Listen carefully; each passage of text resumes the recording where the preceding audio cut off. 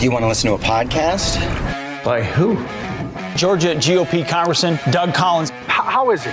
The greatest thing I have ever heard in my whole life. I could not believe my ears. In this house, wherever the rules are disregarded, chaos and mob rule. It has been said today, where is bravery? I'll tell you where bravery is found and courage is found. It's found in this minority who has lived through the last year of nothing but rules being broken, people being put down, questions not being answered. And this majority say, be damned with anything else. We're going to impeach and do whatever we want to do. Why? Because we won an election. I guarantee you, one day you'll be back in the minority and it ain't gonna be that fun.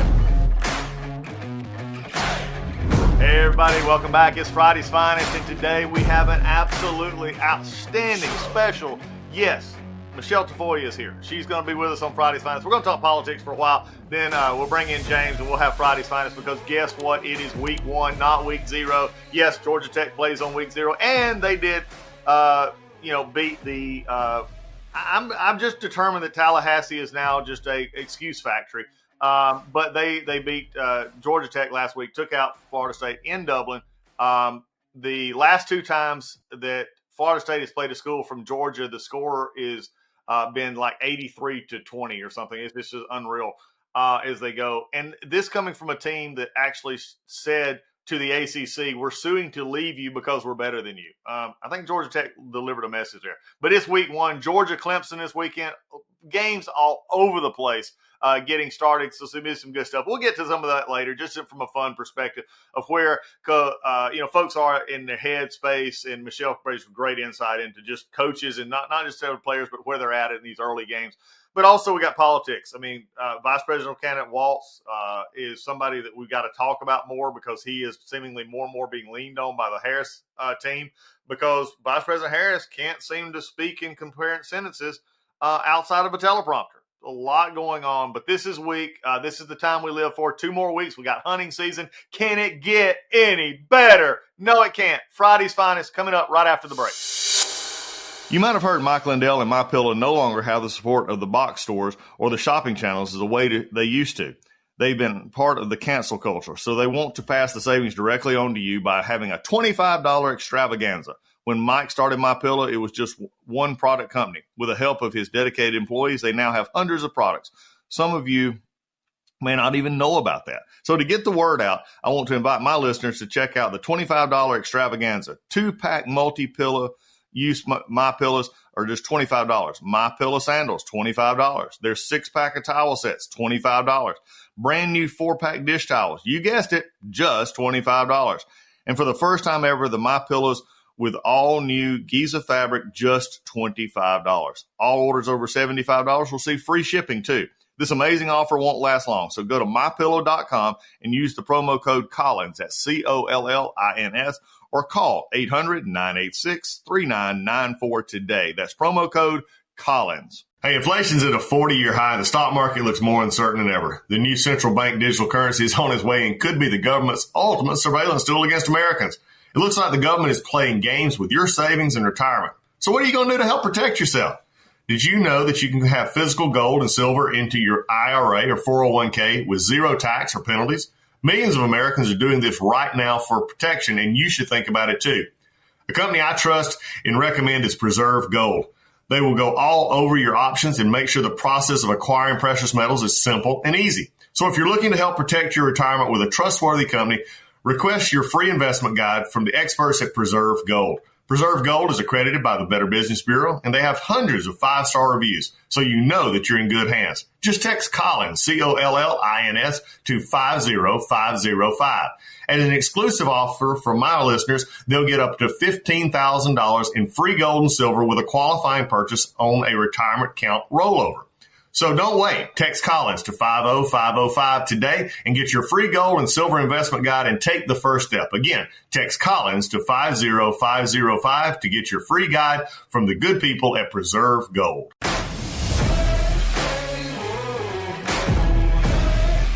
All right, we're back, and we're here pleased to have the great Michele Tafoya with us. Michele, thanks for being a part today.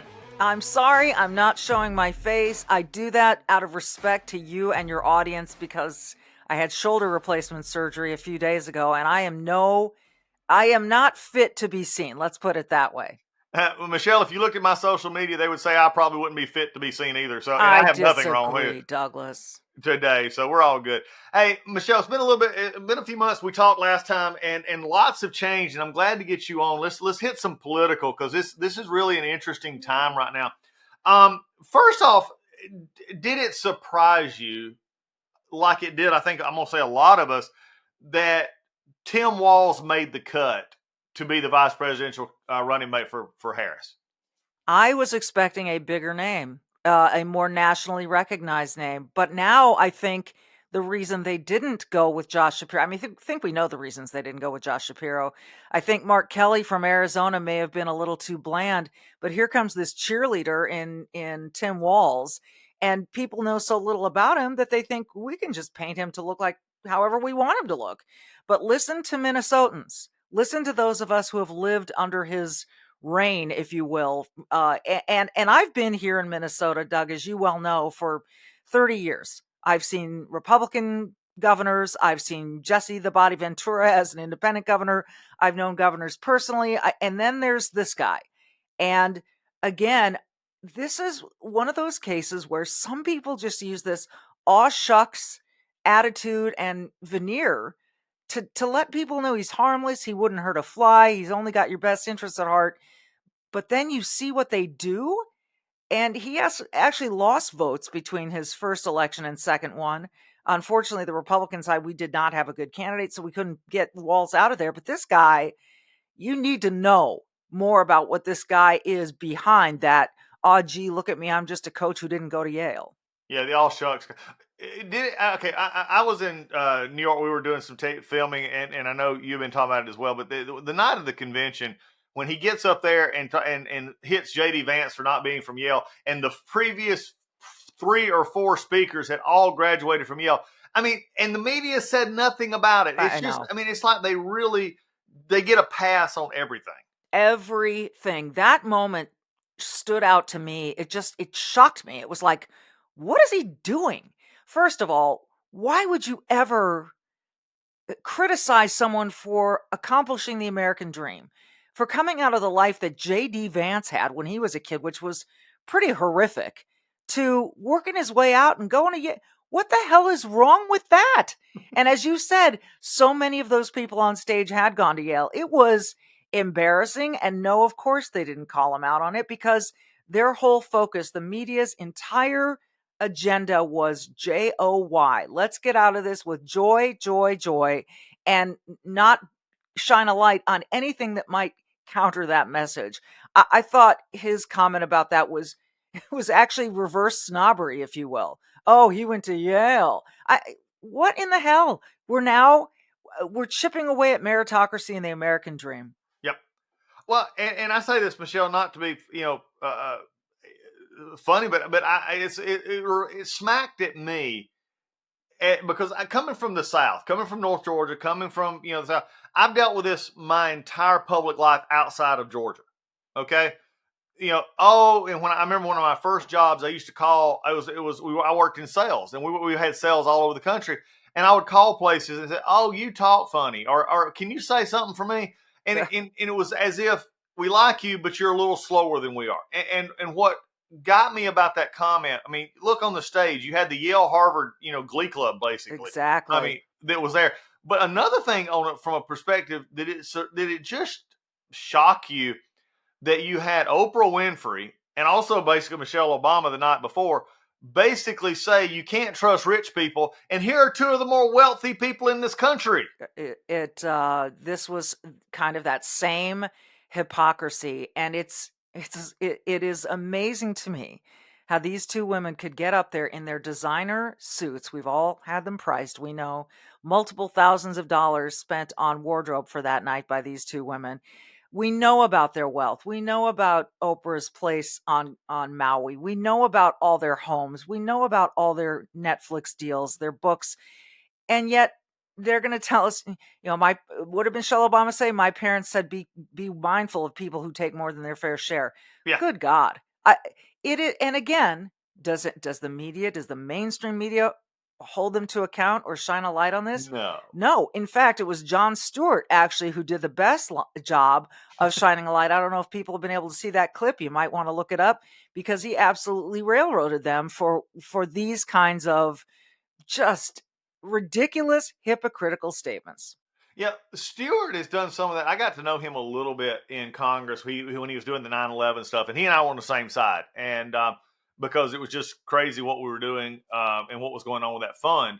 But he's been calling out a little bit. But Bill Maher has been the one really basically looking back and saying, look, this, and again, from their own side, so to speak, saying, look, this is hypocritical. This is why people don't like you. Right. Now, Bill Maher will say that, but he will also say, just hold your nose and vote for Kamala. Yeah. I mean, he is hell bent. If you saw him on with Quentin Tarantino from my old stomping grounds in Manhattan Beach, California, Quentin Tarantino was on his podcast the other day, and all they could talk about was, I don't give a damn about what Kamala says. I'm going to vote for her. So just keep her mouth shut as long as you can. I mean, there are people, and I know many of them personally, many of them who it is so easy for them to, yes, criticize on the one hand, as Maher does, the hypocrisy, but say, but even with all of that, I'm still going to vote for Kamala. I mean, it's because they are petrified of Donald Trump. And there you go. I that's the only reason I can think of. I can't too. And look, and unfortunately, Michelle, and I say this with love for both sides.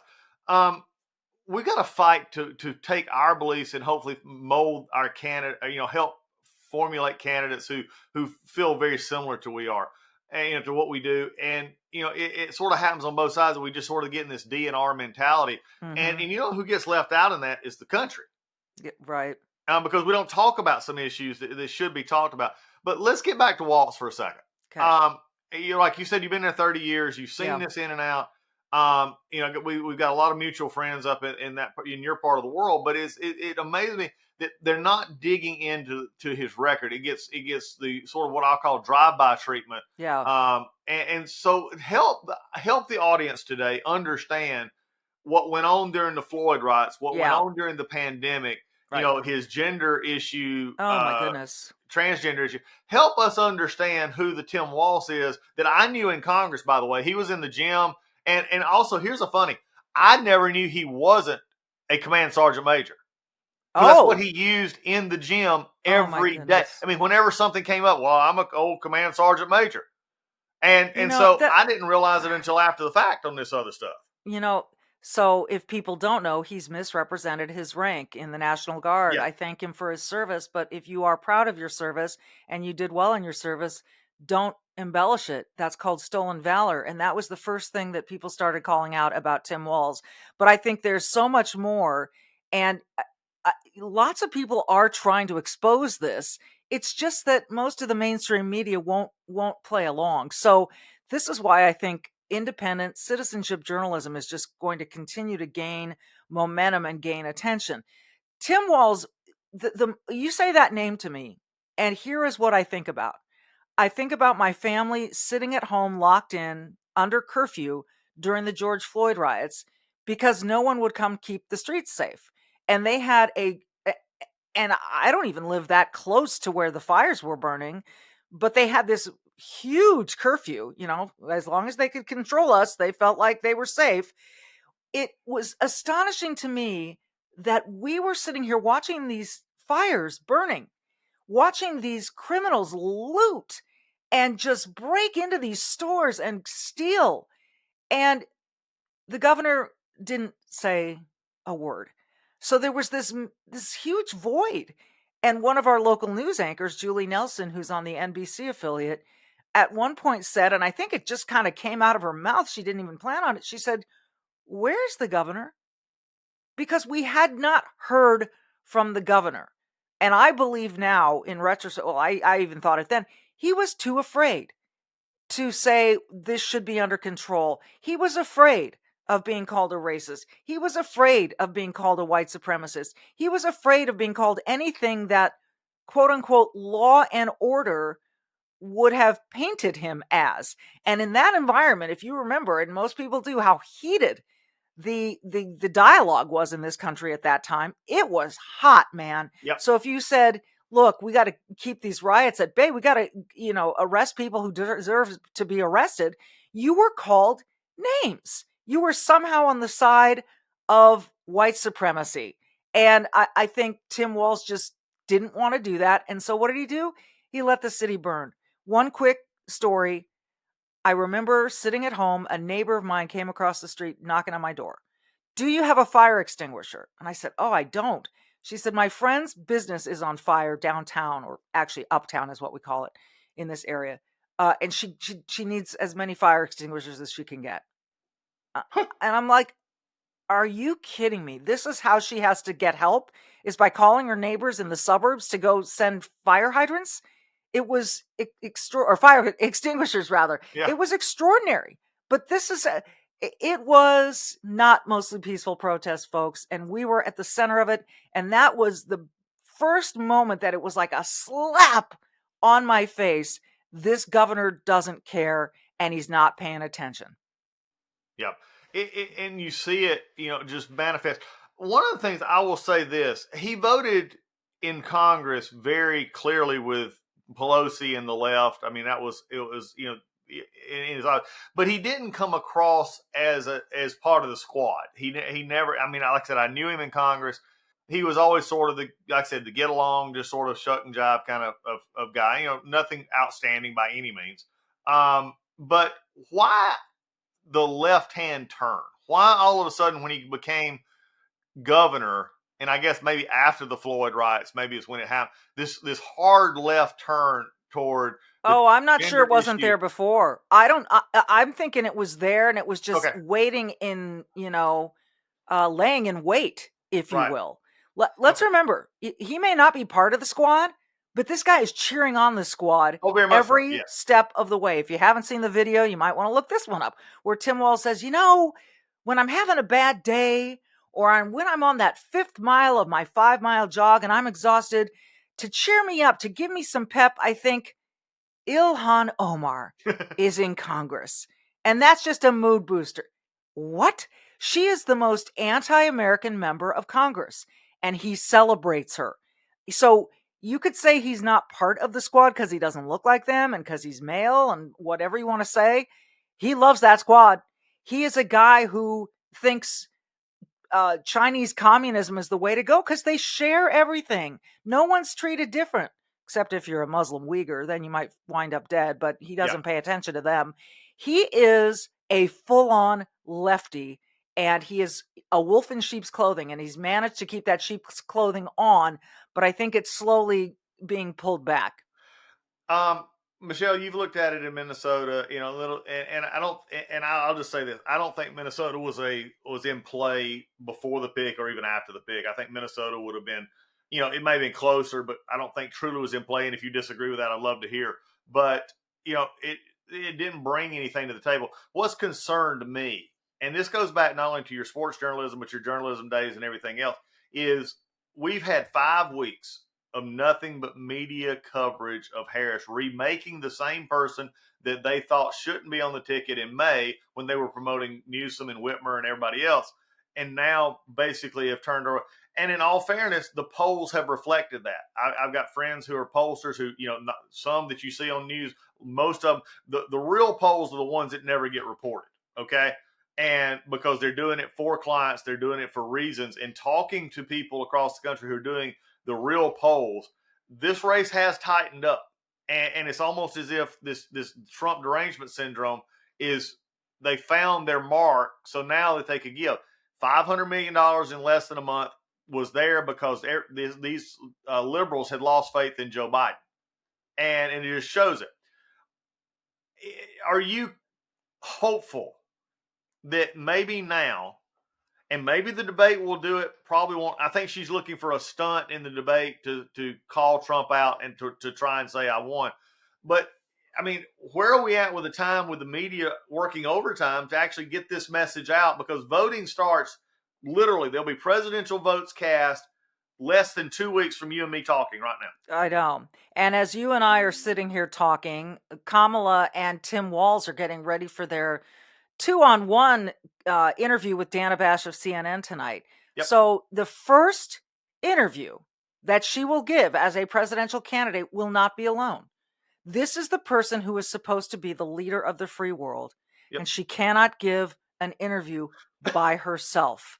This is frightening. And especially if you know Tim Walz and how unserious he is and how he simply relies on that veneer of, oh, ain't I a nice old football coach? Listen, I know playbooks. I know this and that. You guys, I don't know how to tell you any other way except that A, he's a phony, B, he's a liar, and C, he's a wolf in sheep's clothing. Period. The end. So the fact that she's taken him with her, I think, says a lot of things. That, if she starts to stumble, he can be there for her. Also, that it gives her less time to open her mouth.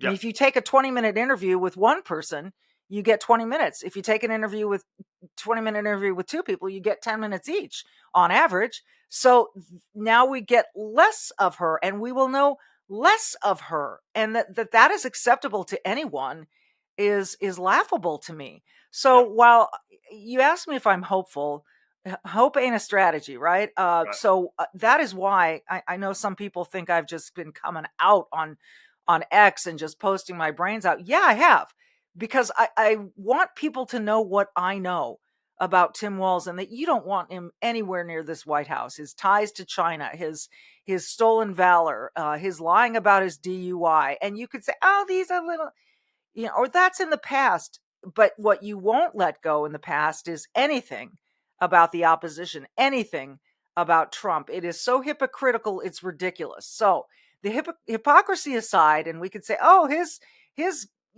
what he did wrong was so much bigger and more important than what this person did wrong. My God, values, people, values, and what you want representing you, not only here at home, but in the foreign policy stage. Xi Jinping, Vladimir Putin, Volodymyr Zelensky, everyone. Whom do you want sitting across from that person? I don't want it to be Kamala Harris. While hope is not a strategy, I hope and pray that we use every single moment that we have until voting begins to expose the hypocrisy of these two.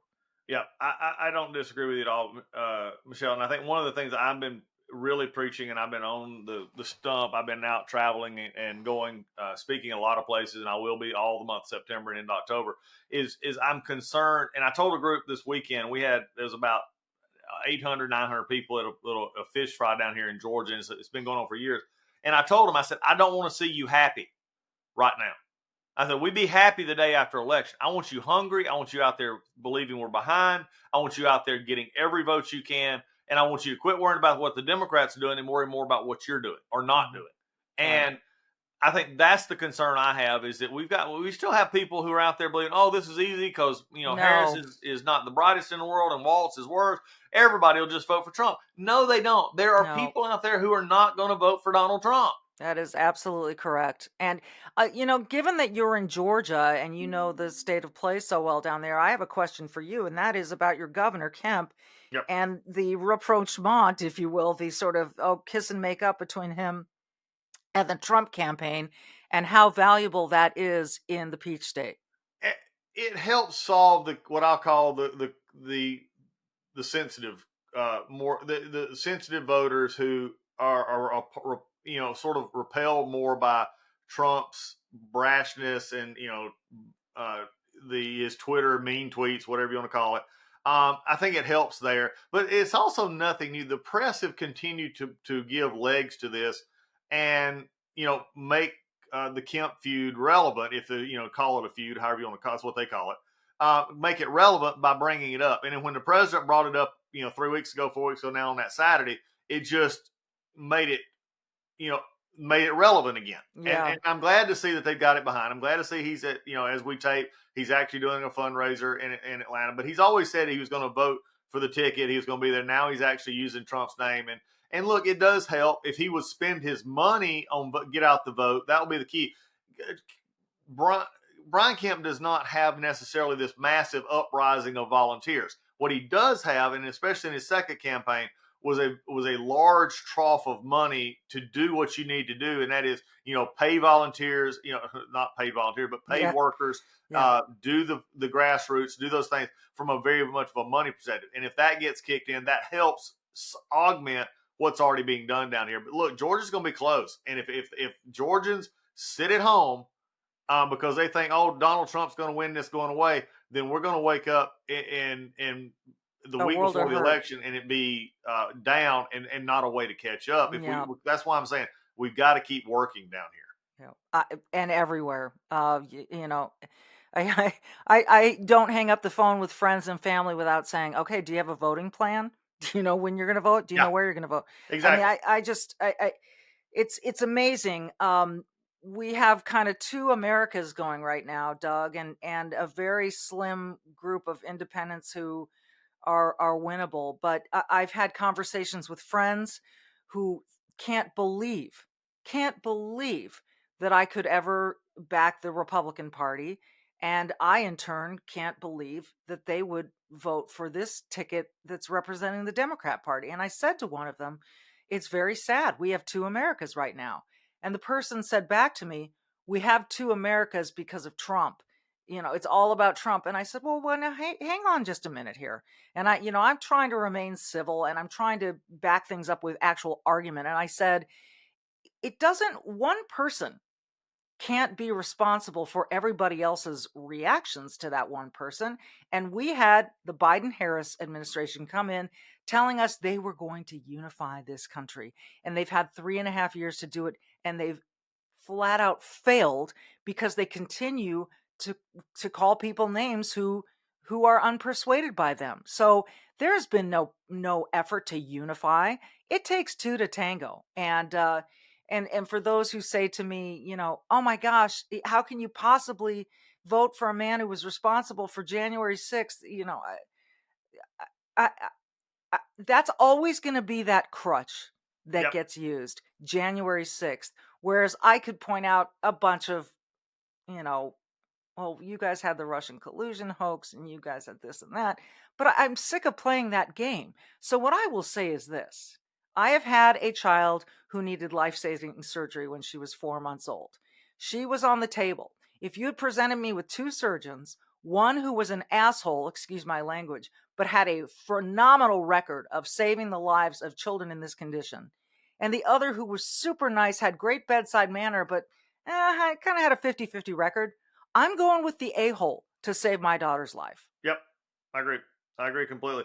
And folks, let me just say this, and we're getting ready to transition here, but I mean, this is why I wanted Michele on and wanted to pull the curtain back on Walz, talk about this in real terms. We got about 60, something days left here, but we got voting starting within 2 weeks. I mean, North Carolina starts voting. You got Pennsylvania and some of the others right behind it, not too far behind. In Georgia, the first week of October. So we don't have 60-something days, folks. Get that out of your head. It's today. Today is the day to start. Labor Day is Monday. That's the traditional start of politics. But remember, this campaign has been going on this is an amazing stat. This campaign has been going on almost 2 years. And I know you're burnt out. I know people are tired of it. And I know if you're in Georgia, Pennsylvania, Wisconsin, Arizona, North Carolina, all these others, you're getting bombarded with TV ads. Look, I get it, but our country's too important not to take this seriously. And if you got to get out, no matter how you vote, get out there and vote. And as I say to all my speeches, if it's legal, do it. If it's legal, do it. Quit griping about the other side. If it's legal in your state, do it. Yeah, I couldn't agree more. And if you think you're burnt out now, imagine what this country would be like if we extended the contract of this current administration and let them continue to run our economy in the ground, to give away student loan money, to let people in by the millions across our southern border. Take a look. If you haven't today, Google this term, Aurora, Colorado, and look at what's happening in that small suburb of Colorado with illegal immigrants and gang members, and ask yourself, how ready are you for all of that? This is a country built on certain values, and certain principles, and they are being obliterated in a blender right now by this administration. Yep. And I just I can't even bear to think what would happen if we gave them 4 more years. Yeah, I agree with you completely, and that's and here's this in the scary part of this is remember, as the top of the ticket goes, many times the down ballot goes, and Yeah. if we give them let them keep control of the Senate for some reason, and also have a chance at winning the House, that's just even worse, and we'll see it as it goes. So Yeah, look at what Tim Walz has done when he's had everything in the Democrat corner. He's passed some of the most outrageous, extreme, and I'm pro-choice, folks. You're talking to a pro-choice woman here. I'm not misstating that. But he has passed some of the most extreme abortion and gender affirming care measures in the country. It's gross. Yep, it is, and it's what you say. All right, Michelle, let's move off of the for Friday here. We're gonna move off of the political, which will continue on. We're gonna bring in James is with us. James likes to chime in on our Friday's Finest, and he is also part of. For those of you out there, we're letting you know that there's for all the fantasy football leagues, there is a fantasy league out there. We'll keep you updated to this. And all three of us and many more are going to be involved in. And we are hopeful today, unfortunately, with the passing of coach up at New York Giants, Chan Gailey was going to be with us. By the way, Chan said to tell you, Michelle, that he was really upset about missing this, but we're going to get you both. Oh, I'm glad he's there representing for Coach D, the offensive line coach up with the Baltimore Ravens. Way too soon for him to leave us, and he was a beloved coach. Yeah, it is. So, that's where he's at today. I have to ask this question because we talk politics and we talk football and we talk nuts and bolts. But what was it like? I mean, because you were able to report and be with teams as they go through what is this sort of transition time now, out of what is really an interesting preseason now for pros, college, everything else. What was it like getting ready to cover a season as it starts? You can feel a different energy. It's very, very different. It's there's kind of some nerves because things are unknown. Teams that are trying to solidify their rosters are, you see a lot of energy out on those practice fields. Not that you don't anyway, but I'll borrow a phrase from the Dems. It's a different vibe. It's a different feel. There's this sense of possibility, but also this sense of, am I going to make the cut? Am I going to make the roster? And then once they've got those 53-man rosters set, then it becomes really, really interesting. You're looking at the depth chart, who's going to back up whom, and and the schedule. You look at that schedule and you pick out which games you think are winnable just on paper and which ones really excite you. So the beginning of the season is always a lot of fun. And of course, on Sunday Night Football, we always have that Thursday night opener, right, which they'll have again this year, which is like a mini Super Bowl. It's a ton of fun. Michelle, do you miss getting ready for it for Sunday nights? I'll tell you, the only part I miss getting ready for is buying the clothes. And I know that sounds superficial, but I was able to buy some killer jackets and stuff. And I get the emails now from all the clothing companies, and I go, oh, that would have been so fun. But let me tell you, it's a grind, a real grind. And it never got easier because we just kept pushing ourselves harder. So I don't miss that. The first couple seasons, I felt like, what do I do with myself?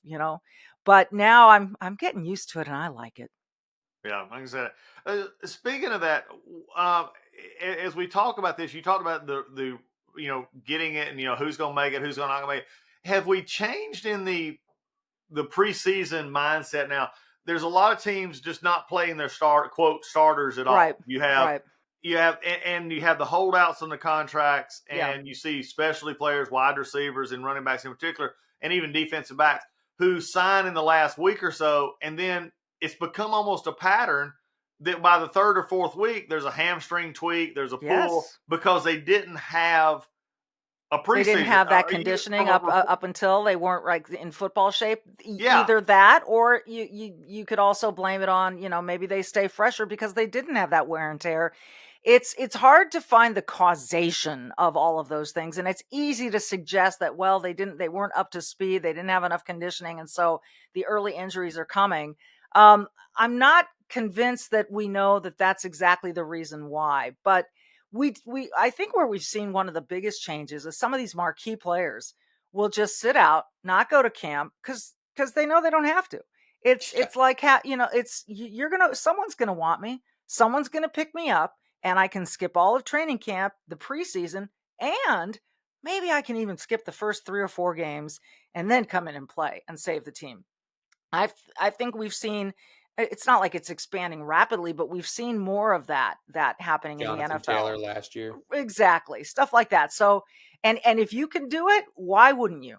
Like you said, Doug, if it's legal, do it. Hey, what was the offensive? Was it the offensive lineman or defensive lineman for Kansas City last year? It's Chris Jones. Chris Jones. That's Off the a first D-line, game. yeah. He's in the stands. Yeah. And- I know. and- I know. That was funny. That went his way too, because that game ended pretty crazy because Kadarius Toney has no hands, and it ended perfectly for Chris Jones because he got to be like, "Nah, you got to pay me now." Yeah, That's what well, Brandon Ayuk's going to hopefully want to do. Jamar Chase is going to do the same thing. I'm just glad the Vikings played Justin Jefferson. I'm just glad they paid him already, so we didn't have to deal with this. Yeah. Hey, Michelle, what do you know? And again, I'm sort of old school, and I think you're going back, and I've heard you mention Bud Grant, and I've heard you mention the older coaches. Can you imagine some of the older coaches being told this is what preseason looks like now? Why do you think Nick Saban stepped away? So the NIL stuff is absolutely brutal. The head coach of the Minnesota Gophers, PJ Fleck, lives a couple houses away from us. And so I often see him and his wife walking their dog, and we'll chat. And I said to him, how is this NIL treating you? And he just shook his head and he said, I barely get to coach now. So, it's I don't think it's a lot of fun. And you're seeing, it's kind of like when free agency really hit the NFL and you had to have separate people manage your salary cap and manage the free agents. I think we're looking at that in college football as well. So it's, look, I think real coaches that love to coach players and see them learn and grow. And you can say, oh, that's so Pollyanna, but trust me, those coaches might lean toward being assistants from now on, although there's a lot of money and a lot of glam that comes along with being the head coach. But there's a lot of headaches now too.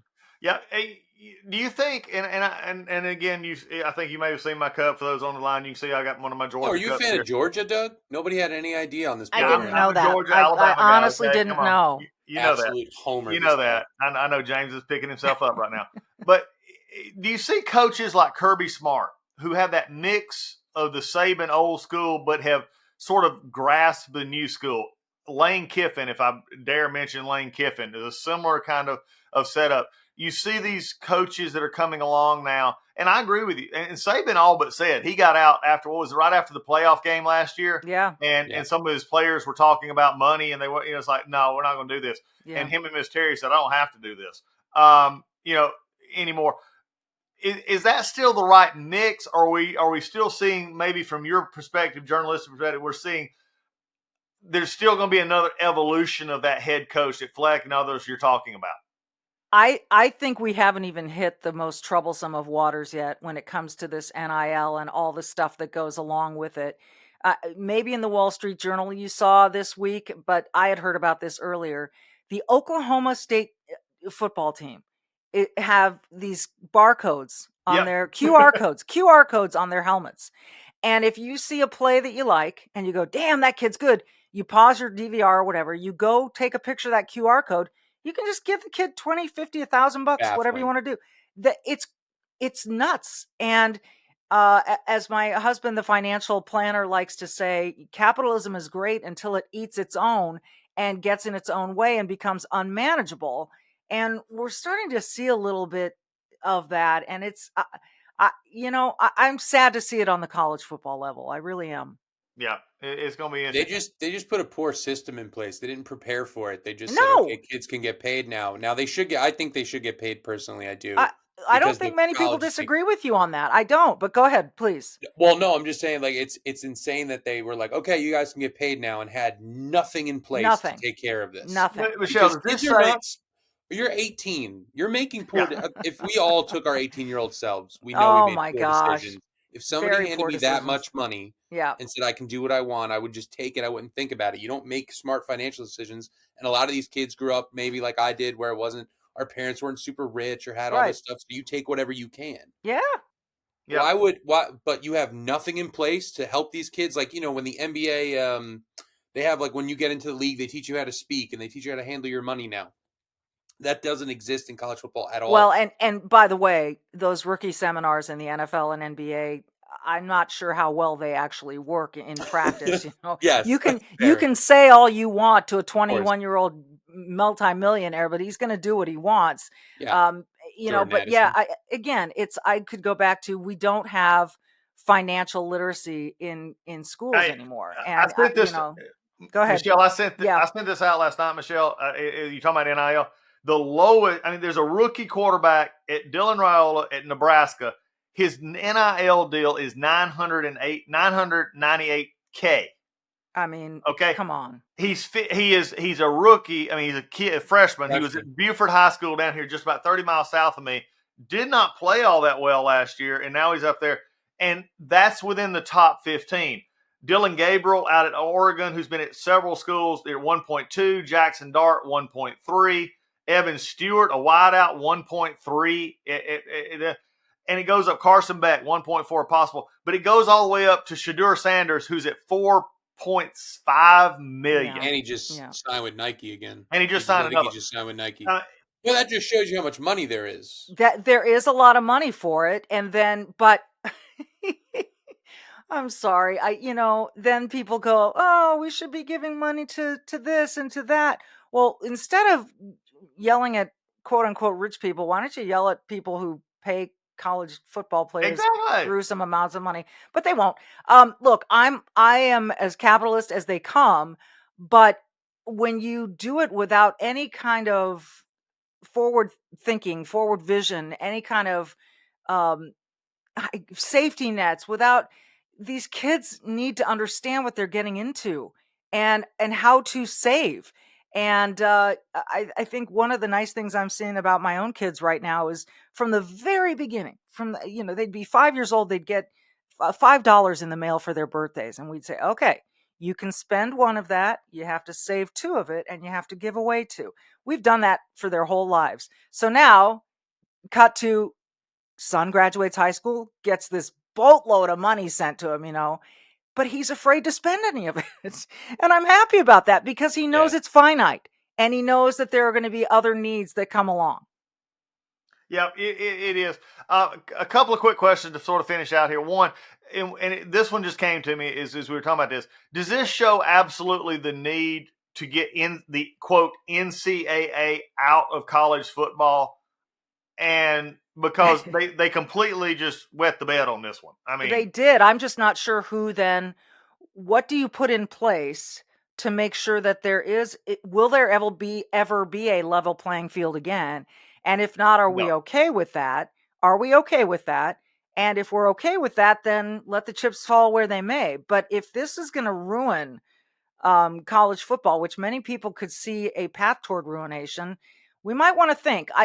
I wouldn't say necessarily the NCAA is the right answer, because they've had years to figure this out, and they just haven't. But I'm not sure what it is. Yeah. The two quick questions here it follows up on that. I think one is that you're going to have the four main conferences, and I think it'll narrow down possibly to really three, but you have four: Big 12, Big 10, SEC, ACC, and ACC depending on what they do, and you've got of course SEC in that.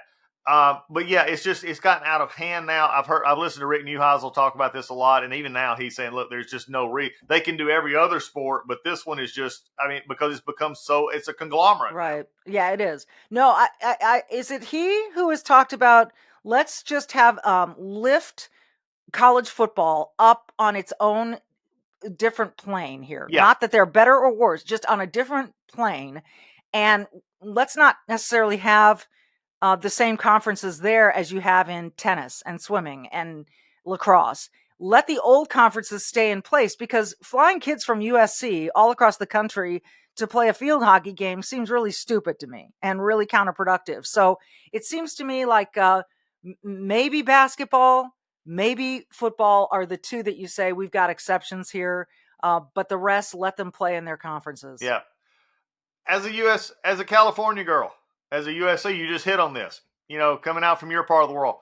What do you think? And this one is one for me that I have such mixed emotions about. I have feelings about. But the USC, UCLA now in the Big Ten, but Lincoln Riley. I mean, I'm gonna hold my thoughts, but is this? There's almost to me the best hype train outside of Harris and Walz is the Lincoln Riley hype train. You think it's better than the Deion Sanders hype train? Yeah. Okay. Well, Deion makes his own. That's headed straight off the tracks. That's one's heading off the track. That's it's gone. Okay, that one's gone. Yeah, I would agree. And what I can say is I hope that Lincoln Riley goes further than Harris Walz. Yeah, exactly. Hey, if I had to pick. Yeah, hey, if you gave me a USC Big Ten championship or a Harris Walz, hey, baby, I'm a Trojan all the way. Amen. Michele, do you mind if I ask you one quick question? You ask me as many as you want. So you know that Deion's like shutting out a reporter right now? Like yeah, a child? Great question. Yeah. Okay. Have you ever been in that situation? Like that somebody just shut you out completely? Because that no, to me, no, it's I don't wrong. get it. What's happening? Remind me the reason. What prompted this? Because honestly, you guys, I haven't been It was a local paper, right? And okay. I think he just spoke ill of, or he just didn't think Deion's team was going to do well. Something very simple. Yeah. Am I wrong about that? I think that was it. And then not that harmful. Yeah, and he's allowed to come to the press conference, but Deion won't talk to him. Won't It's answer the his craziest questions. thing. The power trip that Deion's on right now. And I love Deion Sanders. That's why it's so weird to me. I've seen it in the White House press briefing room, so I suppose we could see it about anywhere that reporters will get shut out. It's a shame, especially if it's a local reporter. You really, you owe those local reporters answers, no matter what they may think of you. I believe me, I have seen tussles between head coaches and reporters plenty of times. And if the head coach is sitting there and he's choosing between two, and he's got, he's going to choose probably the friendlier reporter. Of course. It's pretty disgusting. I don't know how you get around that. I just don't know. Honestly, this kind of dialogue we are having and not having in America, whether it's with Deion and a reporter or between the two major parties or whatever, it's breaking my heart, man. It's breaking my heart. We are the land of free speech and free expression, and we see it coming under the hammer in other places like Brazil and even the UK, and we cannot be next. We cannot tolerate that. No. Can't think of a better way right there to sum it up, Michele. You've hit it perfectly. Folks, Michele Tafoya's podcast, she's on here with us on Salem and everywhere else you can find her. She is a true gem of America. She's been with us forever, and I'm glad to call her friend in this podcast. Also, me too, dog. And just getting into that, I'm going to have some fun with football season. We'll see her on more. We're going to have her on with Chan because Chan was upset he couldn't be on here. By the way, as I said before, we're in a football league called Chan Gailey's Favorite Podcast. So here we go. Pending approval still pending on that, guys. Yeah, approval still pending. We haven't it is how it is right now. I think it's fine. I raise my hand for it. I love it. I'm going to let my son pick my players for me. There we go. Beautiful. All right, well, everybody, that's it for today. Thanks for being here on Friday's Finest. It's going to be great. We'll let you know how it all goes. But look, America's worth fighting for. Get out there. Do not take anything for granted. Conservatives, do not take this for granted.